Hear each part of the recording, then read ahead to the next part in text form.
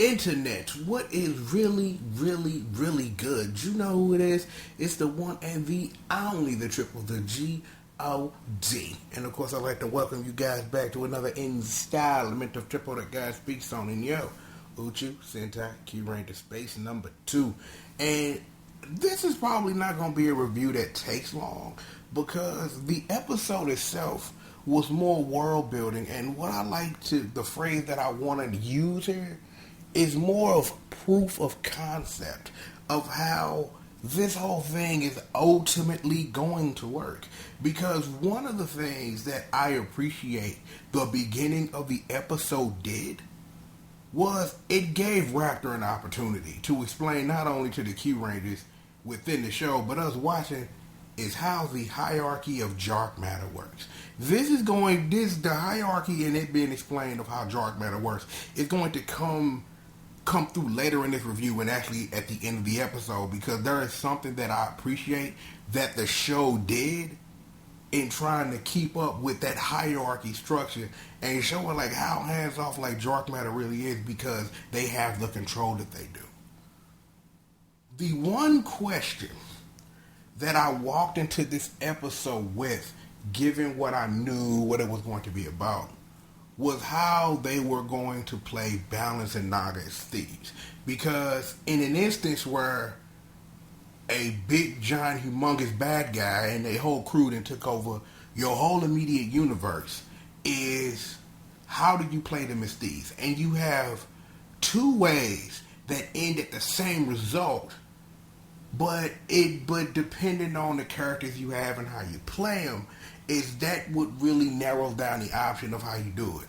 Because you have option A. You have option A where they could be what I like to call hands off the plot villains until someone convinces you that you need your hands definitely on the plot because it's more important for your hands to be here than where they were. Though that happens all the time in your stories where you have people who are so dismissed from the plot for whatever reason of those it's not my fucking problem type people where, hey, I'm just going to do me over here in this corner. What you doing has nothing to do with me, but then some event intercedes that and then shows you that this concerns you more than you think, and then, face turn. However, we got more of the we're stealing from the bad guys, and I really like that's the way that you portrayed it, because I don't really think that you could portray Balance and Naga as Steve that are so hands off of the plot, because the threat of dark matter is so damn big. You can't have people running around like this dark matter nonsense do not matter to me. Please leave me alone. So I'm like, I walked into the episode trying to figure that out, and it was quickly and they understood, and the show explains it that this threat is so big that we gonna still do us, but we gonna steal from the bad guys for real, you know what I'm saying? To try to put little dents in their armor. I appreciate that. The thing I do want to say is that in more of that originality that I appreciate is that Balance and Naga, you know what I'm saying? Two sides to the same coin, and I love that's how they played that, because you got Balance, that flamboyant swag is out there. He walk around with I don't give a shit with that swagger, and I respect that. And then you have Naga, who's technically Data from Star Trek: The Next Generation. But I appreciate that the show is giving these characters something to strive for. You got Balance like, we'll fuck with Lucky because he might be our best chance, for me to steal all the swag stuff in the universe from the bad guy who was stealing something in the first place.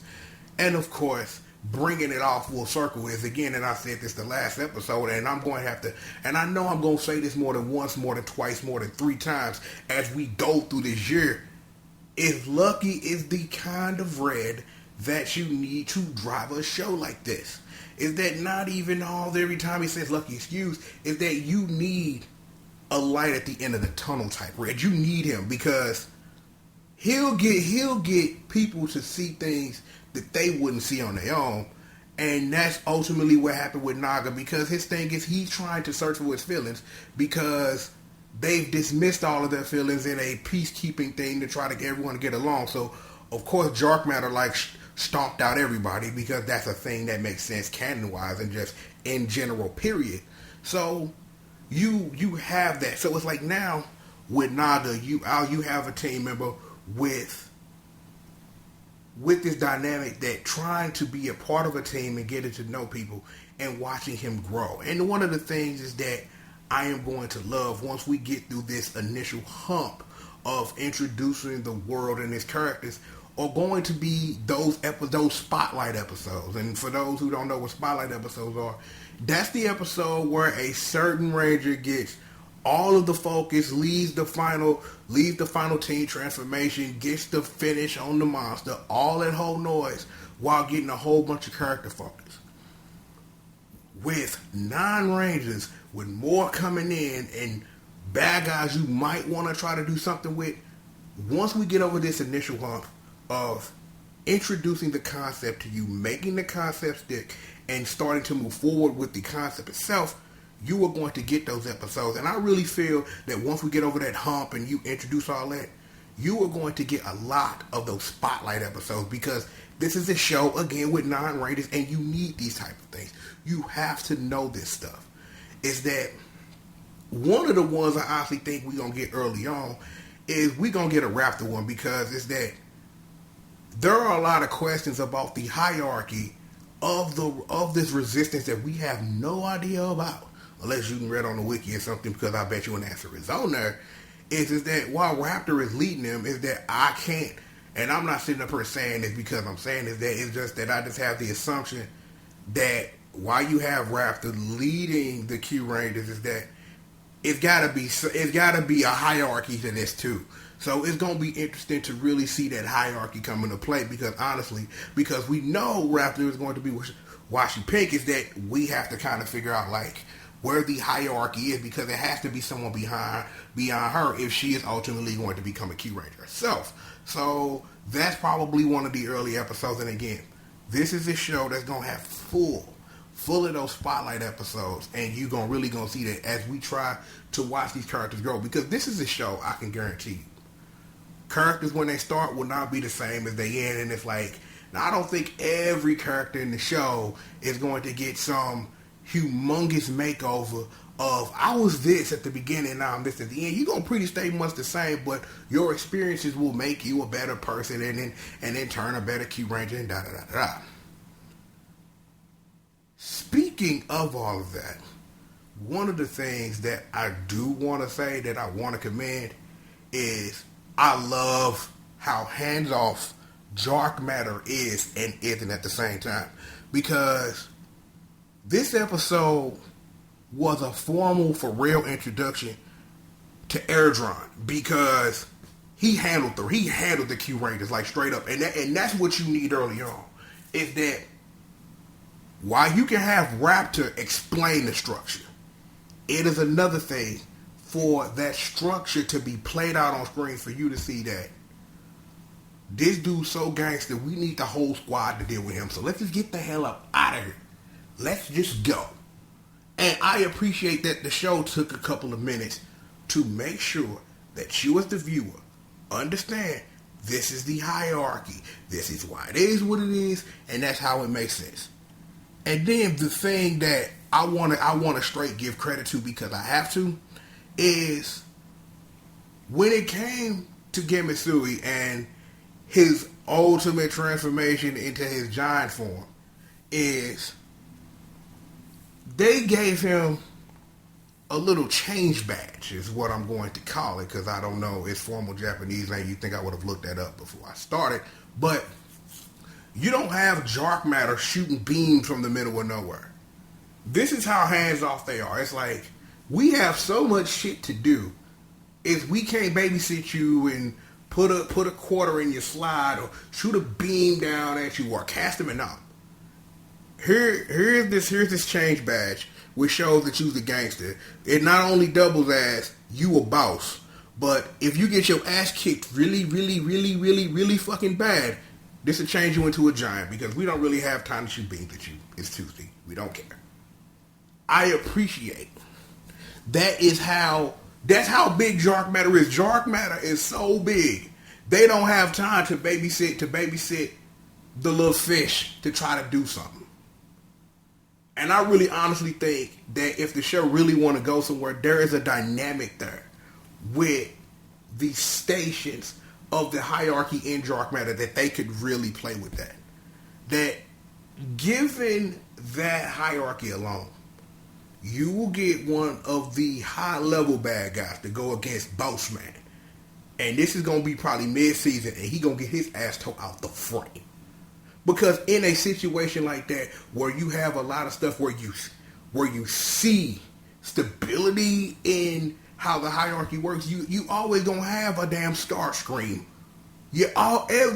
Anything with that type of hierarchy, damn it to hell, you gon' have a Starscream that's gonna be trying to aim for higher than he is, and then you gonna have a Megatron to smack his ass back down to Earth. That's mid-season, I guarantee you. One of these generals gonna think he bigger for his britches, and Boss Man gonna whoop that ass. That's just a thing that's going to happen. But yo, that's the episode. I really didn't expect to talk this long about it. But again, like I say, I can appreciate that they still trying to build this world with proof of concepts of where this is going and where this could possibly go. This show got a lot going for it, and I'm like in 2 episodes in, I am enjoying myself. I really, really am, and I'm like, I want to look forward to more episodes and look forward to reviewing them and talking about them. That's how good the show is. And no, before you ask, I'm not going to count how many times Lucky says Lucky in an episode.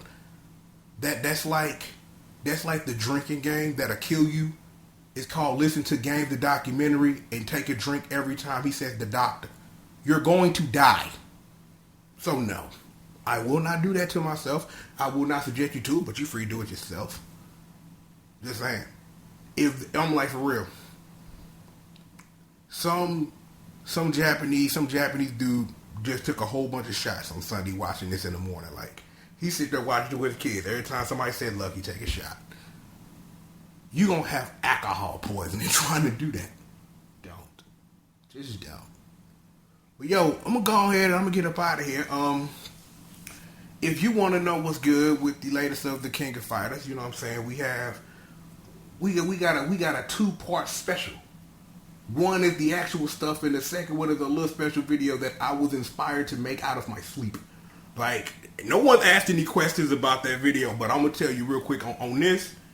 I woke up out of my sleep, and something was like, do this. Make this video, and I just made it. Whether anybody watches it or not, I don't care, but I was just inspired. I just got up in the morning, and it's like you just hear that voice in your head that's like, yo, do this. And I did it. So it's like, yo, if you want to see that, it's cool. You know what I'm saying? So we got some more stuff coming out the rest of the week. Of course, you know what I'm saying? We got to get back in the X8 after everybody in the whole damn show took the 12th letter of the alphabet. So that should be interesting to see where that goes from there. And stuff about Second Revolution, but we'll talk about that when that video actually comes. So, you know what I'm saying? I got you on that. So I'm going to go ahead. I'm going to go and get up out of here. You know who it is. It's the one and the only, the triple, the G.O.D. And I'd like to thank you for joining me for another installment of Triple the Guy Speaks On. And with that, start changing!